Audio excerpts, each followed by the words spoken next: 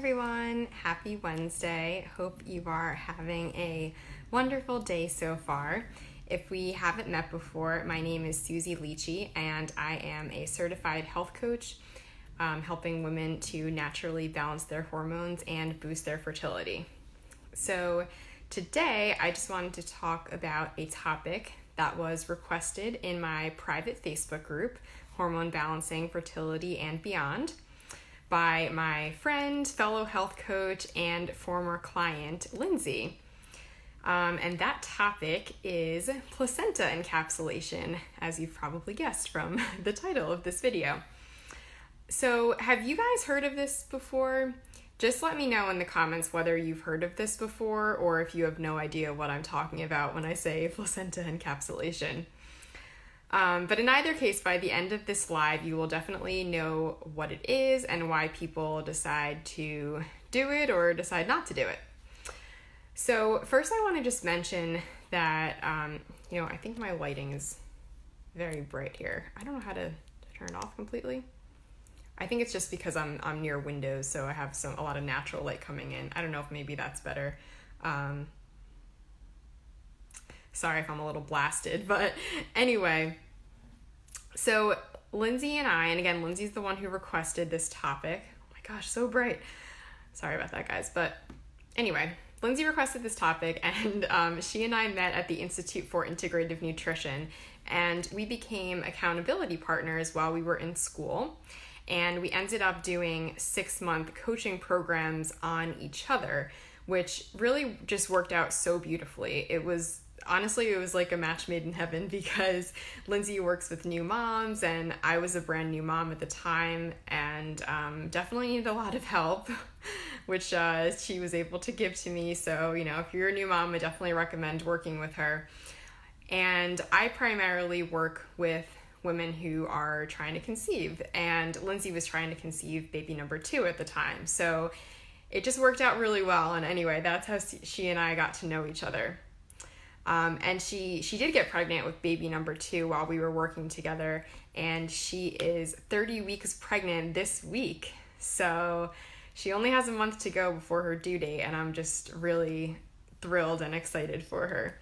So I just kind of wanted to give you that background. And if you want to read more about her story, by the way, she wrote a testimonial that is on my website, healthequilibriumcoaching.com, if you are curious. Okay, so anyway, back to the topic at hand, which is placenta encapsulation. So what is placenta encapsulation? Placenta encapsulation is a form of placentophagy, hopefully I am pronouncing that correctly, or consuming one's placenta. And placenta encapsulation in particular is the process of steaming, dehydrating, and grinding the placenta and placing it into capsules so that it can easily be consumed in pill form. Okay, so what are the benefits of this? Why would anyone want to do this? First of all, humans are the only mammals that do not regularly consume their placentas after childbirth. So some proponents of placentophagy say that there's a reason that most mammals consume their placentas after giving birth, and that's because it's filled with nutrients that are depleted during pregnancy and childbirth. So it's something that is helpful and beneficial to them. However, others say that mammals only do this to cover their tracks after giving birth so that predators don't know that they've recently had a baby. And there hasn't been much research on this to date, so most of the evidence of the benefits are anecdotal, but there is a lot of anecdotal evidence. However, there was a small study that was done on rats, which showed that rats who consumed their placenta experienced higher pain thresholds, as well as some other benefits after childbirth. And just anecdotally, the purported benefits include improved mood in the postpartum period, so a lower risk for the baby blues and postpartum depression and postpartum anxiety, better milk supply, more energy, sounder sleep, reduced bleeding, increased iron levels, which tend to be depleted postpartum, an increase in oxytocin, which is the hormone that helps mom bond with baby and also helps the uterus to shrink back to its original size. An increase in the hormone called corticotropin releasing hormone, or CRH, then that's a stress reducing hormone. Also just overall more balanced hormones in the postpartum period. Potential pain relief as demonstrated by that study on rats. And another benefit is that I've also been told that you can freeze any unused pills even after the immediate postpartum period, and you can then use them in times of extreme stress or even during perimenopause and menopause. Okay, so those are all the benefits. Sounds great, right? But what are some of the potential risks of doing this? So there doesn't appear to be much inherent risk if the placenta has been stored and handled properly prior to being encapsulated and is ingested only by the mother. However, some women have reported some negative side effects, including dizziness or jitteriness after taking the pills, too much milk production. So I mentioned that taking placenta capsules can increase your milk supply, which can be great for women who struggle with that. But if you are already kind of prone to having an oversupply, then sometimes consuming the placenta can kind of kick that into overdrive and you're all of a sudden producing too much milk, which leads to other issues, which I won't get into all of that, but if you want to know, just ask. Also, some people have reported negative mood changes, such as increased agitation or anger. And there's also a chance, depending on what you were exposed to during your pregnancy, that your placenta can contain some toxins that were filtered out so that they wouldn't be passed along to your baby, but then they're still in the placenta and then you're kind of consuming that. So that's another potential risk factor. So if you decide that you want to do this or you're looking into it, how do you find a reputable person to prepare and encapsulate your placenta? My best advice would be, if you are working with a midwife or a doula or both, then definitely ask them. Some doulas also encapsulate placentas, so if that's the case and you're working with a doula and she also encapsulates placentas, then great. I'm sure that you're working with her because you already trust her, so that could be a really great resource for you. If not, so if they don't do that as part of one of their services, then you can still go to them as a resource to recommend someone who is reputable in this area. That's actually what I did. My doula gave me a couple really excellent recommendations, and I ended up using one of her recommendations. So that's a really good resource, someone to reach out to. And your midwife should be able to give you recommendations too. So my midwives were huge proponents of placenta encapsulation, and they saw a lot of benefits in their patients and in themselves. And so they gave me some information, brochures about placenta encapsulation and places to reach out to. So between the two, I reached out to people that my doula recommended and some women that my midwives recommended, and then, chose from there. And if you're not working with a midwife or doula, and your doctor doesn't know much about placenta encapsulation and can't provide you with a recommendation, then I would probably ask a local doula or midwife, or even a friend's doula or midwife who is in the area, because I really think that they're going to be the best resource to be able to give you recommendations for someone who is reputable and that, they or their patients have used before. Or, just use someone that maybe a friend of yours has used and knows and likes and trusts and has good results with. So definitely, try to get referred to someone. That would be my best recommendation. So again, I used someone who my doula recommended, and she was actually a doula, or she is actually a doula herself, and she also does some childbirth classes and prenatal yoga, and this is also another service that she offers. And so I, looked into it and asked her some questions, and it worked out really well. So speaking of, asking someone questions who is potentially going to encapsulate your placenta for you, what questions should you ask them? So First of all, I'd ask them how long they've been doing it for, how experienced they are in this process. Maybe if they have any testimonials or other moms that you can talk to who have used their services, so that you can get a recommendation that way. I would also ask them what method they use for placenta encapsulation, because there are different methods of preparing and encapsulating the placenta.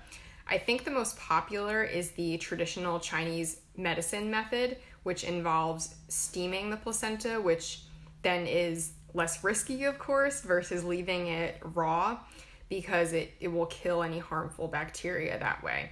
And that was actually the method that the woman that I used for my placenta encapsulation, she used the traditional Chinese medicine method and, explained to me what that entailed, and then I was comfortable with that. Also ask if they have dedicated equipment used only for the placenta encapsulation process, and that it's cleaned and sanitized after every use. So again, that's going to be really important for making sure that you minimize any harmful bacteria that's getting into your placenta pills. Then also ask them what their process is for getting the placenta to them after you give birth, and how you're going to coordinate everything. Do you need to bring a cooler to the hospital and make sure that your placenta is stored in it? I mean, that's what I had to do, and I had to notify this woman when I was in labor, so I was kind of, either me or myself had to, or either my husband or I had to text her and alert her when I was in labor, so I was, in the car in the back seat, like, hey, I'm in labor.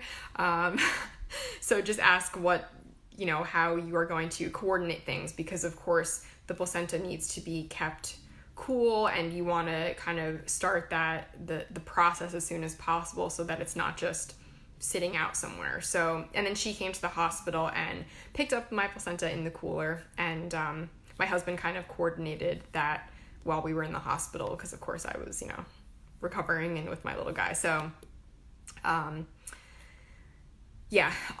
ask also if they will provide you with any instructions on how to take and store the pills as well. So when mine was done, she gave me a little jar and gave me instructions on how to properly take them and store them. So that's also really important. You want to ask about that. And by the way, in talking about going to the hospital and coordinating all of this, some states do not let you remove your placenta from the hospital. So in that case, your placenta encapsulation isn't going to be an option for you, unfortunately. So definitely just look into the laws of your state before you get too involved in this, just in case you are not allowed to remove the placenta from the hospital.